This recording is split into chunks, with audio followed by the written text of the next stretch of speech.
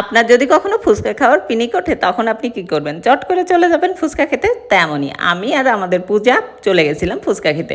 যে কোনো টাইমে ফুচকা খেতে মন চাইলে অবশ্যই চলে যেতে হবে। আর এটা কিন্তু খুবই সুন্দর একটা জায়গায় চলে গেছিলাম। এখানে যে এই যে নামই দেখতে পাচ্ছেন, পূজা আর আমি চলে এসেছি ফুচকা পয়েন্টে। আমরা মেয়েরা ফুচকার নাম শুনলেই কেমন পাগল হয়ে যায়, তাই না? হ্যাঁ, আসলেই আমরা কিন্তু ফুচকা দেখলেই পাগল হয়ে যাই।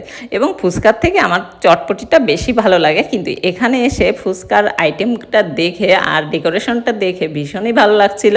নর্মালি আমি আর পূজা কিন্তু প্রায় ফুচকা খাই, অফিস থেকে ফেরার পথে ফুচকা কিংবা চটপটি এগুলো খেয়েই থাকি, কিন্তু আজকে একটু অন্যরকম জায়গায় এসে ফুচকা খেলাম। একটু দূরে চলে আসলাম, এই নরসিংদী স্টেশন রোডের পাশে।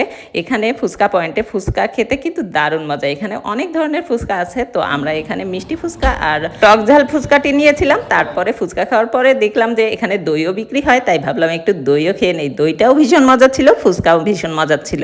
আজকের মতো বিদায় নিয়ে নিলাম।